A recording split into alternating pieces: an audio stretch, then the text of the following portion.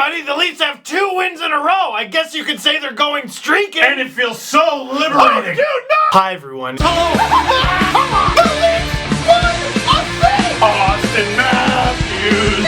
Voodoo, wizardry, and... Well, time for a rebuild. This team is ruining my life! You know what? I was excited, okay? I was excited. Leafs win! 2-1 over the Buffalo Sabres in Buffalo. That's significant because the Leafs never win in Buffalo. But it's a new era, new century for the team, and they're doing new things like winning. By employing an old style, getting outshot to holy hell, relying on the goalie, and winning somehow anyway. Mike Babcock taking pointers from Randy Carlyle, apparently. Mitch Marner, 2 goals in this one, turning Buffalo into Martin's barn. But not the #1 star in this game. No, I was watching this game and getting real worried. Because it had all the makings of a disaster. A teenage rookie scoring all of the Leafs' goals. A road game against a divisional rival. In an arena full of Leaf fans. I've seen this game before. It was the Leafs season opener against Ottawa, and they lost that one. Imagine if last week I told you that the Leafs' opponent would get 43 shots on Frederik Andersen. How do you think that game would go? Oh, and while they're at it, the Leafs will get this many power plays. Not 6. 0! Freddie wasn't just steady, he was rock solid. One thing that this Leafs team has been able to do that last year's team just was not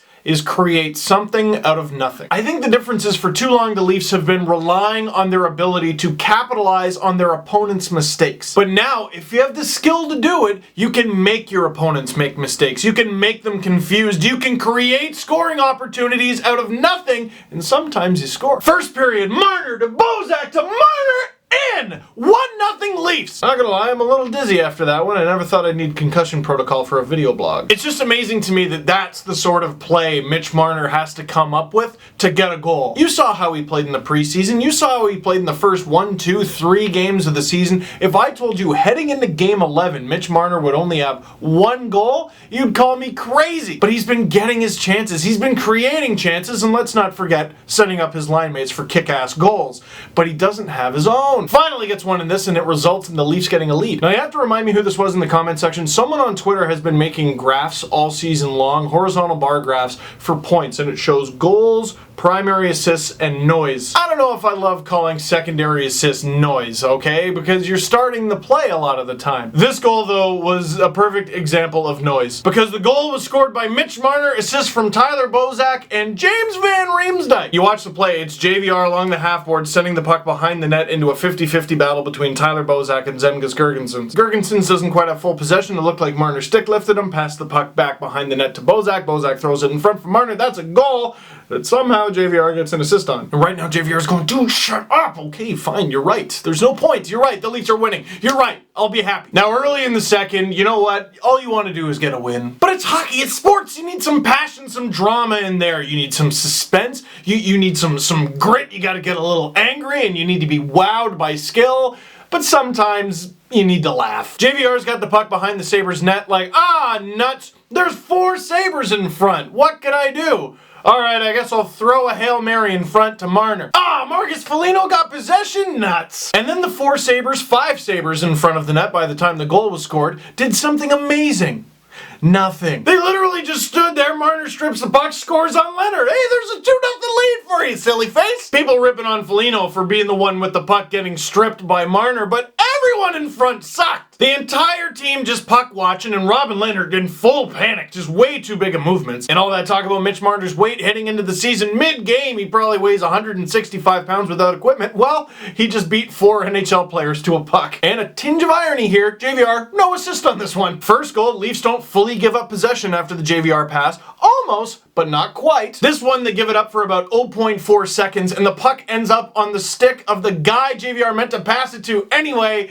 No assist. So, probably shouldn't have got the first one, should have got the second one. Hey, let's call it a wash. Now, the Sabres do get one back, though, and this a few minutes later, and this frustrating. I was yelling about the Gardner-Polak pairing on Twitter a little bit. It wasn't very good, but you know what else wasn't very good? The 4th line. Pretty much all night. It's a shame they had such a good one against the Oilers. Soshnikov lighting the world on fire and then taking a dumb interference penalty in this one. But they got hemmed in their zone too many times, and on this one, it's even a partial line change. Marner out there with Ben Smith and Matt Martin, which, by the way, please don't ever put those two on the same line. Mitch Marner coming down the wing to Matt Martin to Mitch Marner to Matt Martin, goal! I had Matt Martin scoring. Anyway, the reason this goal is so frustrating, okay, it seems like a relatively simple play. Martin Marincin, he's he's in a puck battle along the boards with Marcus Foligno and Reinhart. Now Reinhart comes away with the puck. Okay, now, what were the two Sabres names I just said? Reinhart, yep, okay, good, yeah, he's the one with the puck right now. Okay, who is the other one? Oh, time's up because the rebound has already made it onto Marcus Foligno's stick. That was the player, by the way, and he scores the only goal of the night that went past Frederik Andersen, and now it's only a 1-goal lead. So many times this year, someone has either had the puck or been really close to having the puck, and 2 seconds later, the Leafs forget they exist. And just like with Marner's second goal, which just looked funnier because the Sabres were all standing in a straight line, all the Leafs are looking at the puck. Connor Carrick's got a guy in front, okay, he seems to be doing his job. But if Martin Marinsson's gonna follow his guy, someone's gotta cover for him. Although you can make the argument, don't follow that guy, Marner's right there. Now, I'm sorry, I've been way too busy talking about the goals in this one. Let's talk about the not goals. Frederik Andersen robbing Zemgus Girgensons. Just getting his toe on it. Save of the year candidate, certainly not a shot of the year candidate. He kind of shot it right at Freddie, but it doesn't matter because the puck stayed out. Later in the game, Freddie says no. Oh, I got rug burn. Flopping all around, going crazy. Think I sprained my wrist too. And Freddie Andersen had a hell of a night. I hurt myself reenacting it. I can't imagine it was comfortable doing it. And I've been giving it to him a little bit lately, so I gotta give him credit where credit's due. Mike Babcock letting Freddie battle. He could have said, okay, he's gonna split games with Enroth for a while. He's gonna find himself. He's gonna meditate. Or you could just leave him in net and let Freddie be Freddie. Freddie's a good goalie, guys. Don't let a small handful of games tell you that he's not. And he's got a fantastic record when he faces 40 or more shots. It looks like he's got a little bit of James Reimer in him, which, you know, will put him in a place in my heart. Also, would you look at this? Oh my goodness! Oh! Now, it will be a problem if they make Freddie do this every game. You can ask him to steal some games. I think you should be able to ask your goalie to steal some games. You can't ask him to steal them all. And one final thing before we go, it's happening. It's happening, and I said it would happen. They're starting to turn on Matthews. You saw that "has Matthews hit a wall" thing before the Edmonton Oilers game. And now, after this one, oh, Matthews with no points in 4 straight games or 5 straight games, whatever it is, no matter really. Now, scoring 4 goals in a game is always a good thing. Always.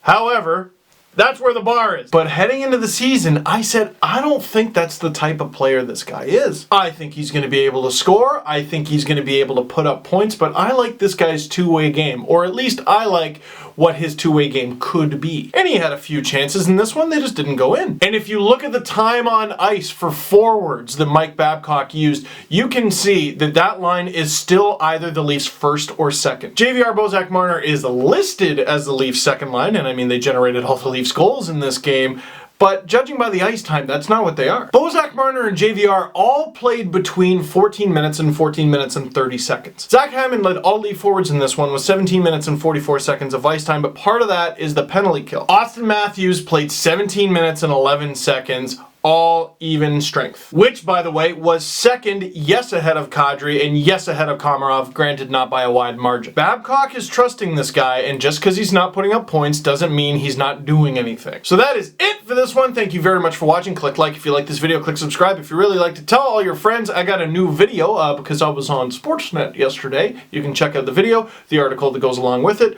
down in the underbar. Might do a clicky thing too. And the Leafs are on a winning streak, and I love it.